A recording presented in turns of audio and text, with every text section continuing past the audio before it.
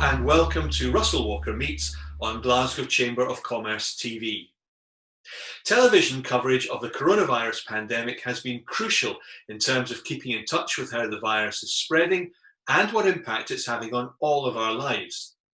We know the crisis is impacting every single aspect of what we do and also what we're watching. So I'm delighted to say my guest today is Bobby Hain, Managing Director of Broadcasting at STV.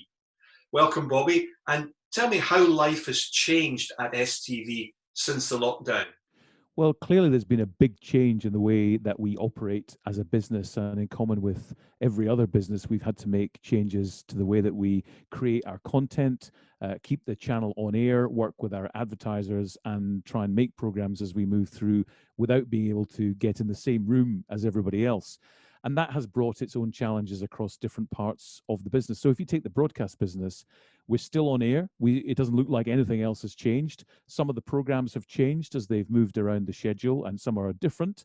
But our news service is still there every night at 6 o'clock. We have made changes to the way that we do our news. Normally, we would have 4 different versions of news going out across Scotland. Of course, there is one big story that we are reporting.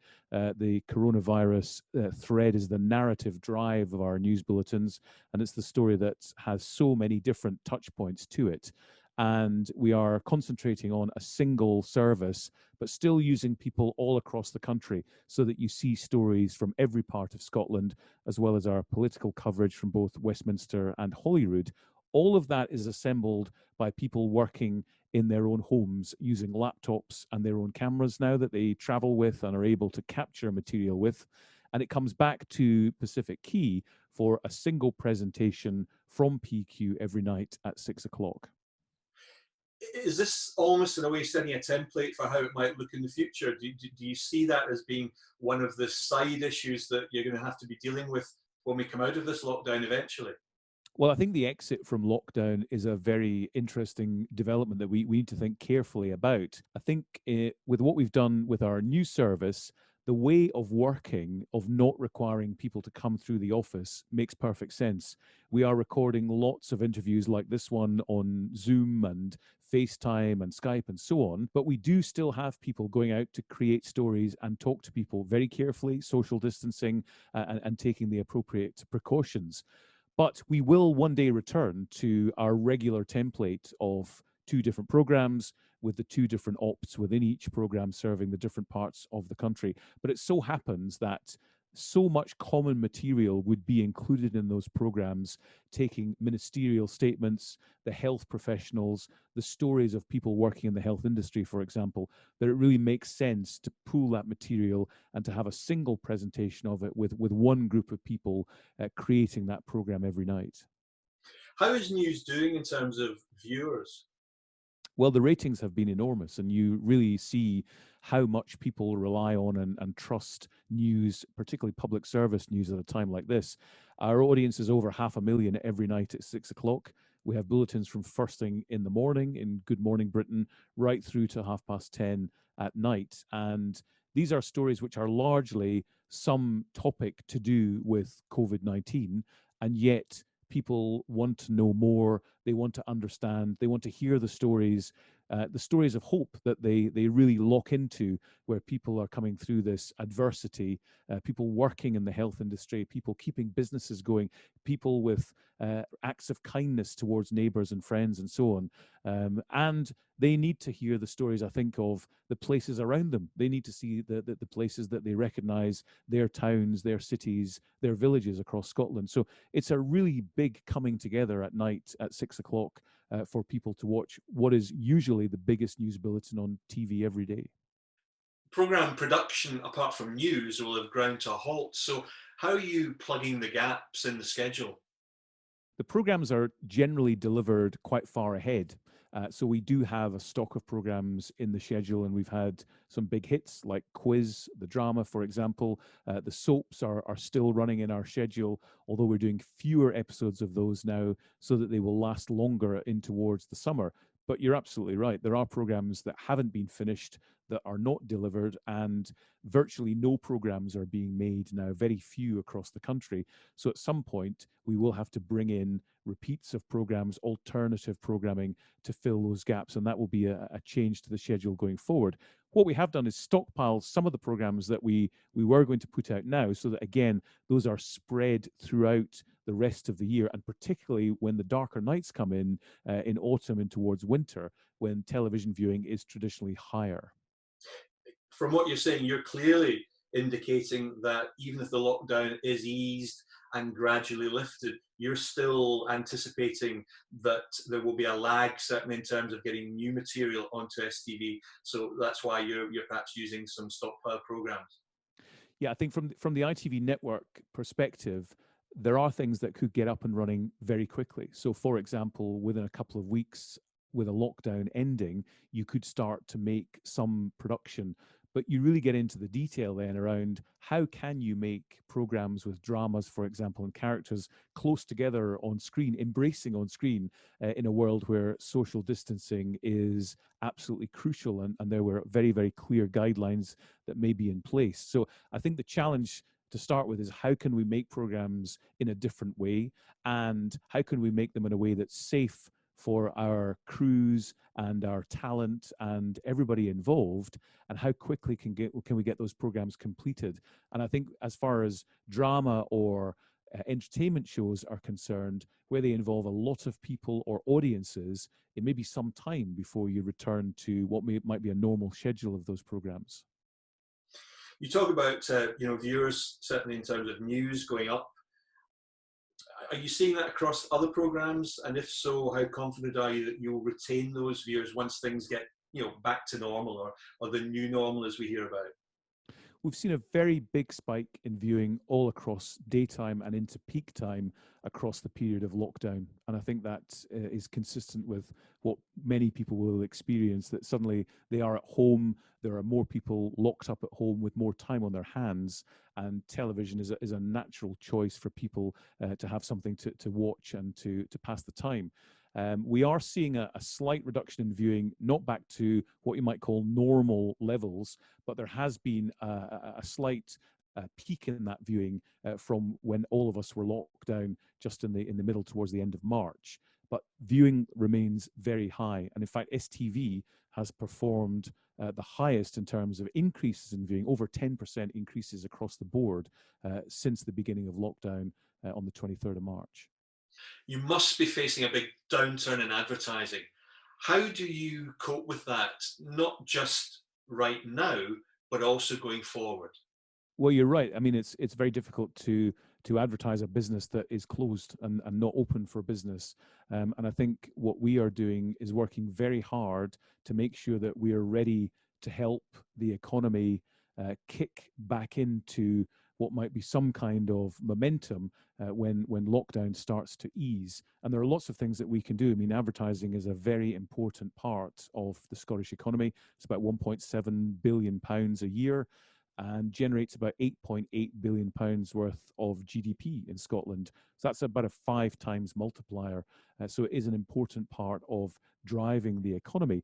And our business only works if other businesses are working. That's the business that we're in. So throughout this pandemic, we've been recognizing businesses who are staying connected with our local Lifeline campaign that features businesses working in their communities and their neighborhoods, and highlighting some of the amazing ingenuity that's going on, where people are able to work within the guidelines responsibly and so on and so forth, but still managing to keep their business going. And we've doubled our growth fund, which is a way of encouraging more businesses to get awareness for what they do amongst these large audiences that we drive through our programs. So the Business Growth Fund for STV has been well established over the past couple of years. It's helped hundreds of businesses become better known and improve their results. And I think that will be a very strong card for businesses to play as we start to come out of lockdown. Is the pandemic making you think about how programs will be made in the future, and indeed what kind of content you're going to be looking for? I think it's been interesting to see how easy it's been for people to accept the Skype or the FaceTime or the Zoom contribution for short bursts at least. And I think that opens up lots of opportunities to provide better access, particularly to news and current affairs programs, for people who might have generally been quite far from studios or from satellite trucks. And I think that's a really interesting development, that this is a much more accessible medium for people to contribute than perhaps it was 2 months ago. And that's of necessity. I think people will want to be entertained through entertainment shows, and that dramas will engage people. I think people will be looking for ways to escape, which is a great aspect of television that we've always had. So I'm sure that there will be new programs on the horizon, but equally, I think things that you know and can look forward to and trust and get back into viewing will hold a great appeal for people too. But I have to think that the amount of work that's going on in development teams, the people who think up the new formats and the new dramas and the twists and so on, with all that time, that creative energy will lead to a resurgence of new formats and lots of exciting new content when the time comes. It just strikes me that with the easing of lockdown, rather than just a general lifting of it, um, there will be a tendency for, let's look at drama, for drama producers not to be able, as you made the point earlier, to produce dramas where people are together, they're involved in, in touching, social touching, etc., etc. So there might be a delay between, actually being able to start those programs again. So we might have to get used to a television schedule minus those kind of dramas for perhaps considerably longer than we would like. I think that's true, but I think what you also will have is it's natural for the soaps like Coronation Street and Emmerdale to take a cue from what is happening in real life. That's one of the basic aspects of their popularity. You recognize the streets, you recognize the life, the family issues, the societal issues. So for Coronation Street and Emmerdale to have social distancing measures and be dealing with the pandemic in their own communities that people know, the fictional communities, seems perfectly reasonable. It seems, and that's a good aspect of public service broadcasting, where what you see in drama, in this case the soaps, is a reflection of what's happening in the wider community. Well, we put in perspective for me, if you can, how damaging you think this whole crisis will be for the broadcasting sector in Scotland. Well, I think we're in good shape to start with. I mean, we as a business came into this in very good shape, with very strong profits, with a very strong cash generation. Of course, the BBC itself is license funded. It's in a different model. It's not reliant on advertising. So I think we've got very strong broadcasters who are based here, working through this pandemic and doing what we can to be in the best shape to come out of it at some point. I think there are challenges for production companies, the smaller production companies in particular, who are unable to make programs, unable to work as businesses just now. And I think that the job retention scheme, the furloughing of people, which has been widespread and widely used, including by STV, is a way of preserving the skills and the resource that you have, so that when you come out of lockdown and you start to ease and you start getting back into work and new projects, then you've still got the team ready to do that. But realistically, do you fear that there will be a shutting down of some of the independent sector? Do you fear for some of those companies? I think that there's certainly a hiatus in the ability of companies to produce, but I know that many are using the time to develop not just ideas that will be on the shelf and ready to go when programs can be made more normally, if you like, but also new formats that could plug the gap and things that can be done where there are still restrictions, but there is more flexibility than we have today. So I'm very hopeful that we have a resilient sector that is able to carry on the representation and the contribution that Scotland has been making and increasing over the past few years, and that is in good shape for the future. So you do sound genuinely like a man who is aware of the challenges at the moment, but is actually quite optimistic that we will be able to scale them, to meet them and move on. I think working with a team of people, as we do at STV and every business does, you're amazed how people adapt. And I was really struck by the number of things we are now able to do from home individually that seemed to be impossible 6 months ago. We can run our entire transmission system for the output of STV remotely if we need to.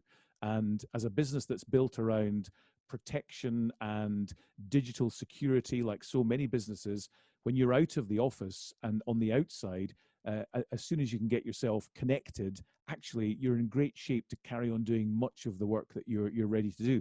And that's testimony to the ingenuity and the commitment of people to get stuff done in a way that they never thought possible. And I'm sure that that's replicated in businesses all across the country, and particularly amongst the creative community, so that they're ready to go when they can do business again.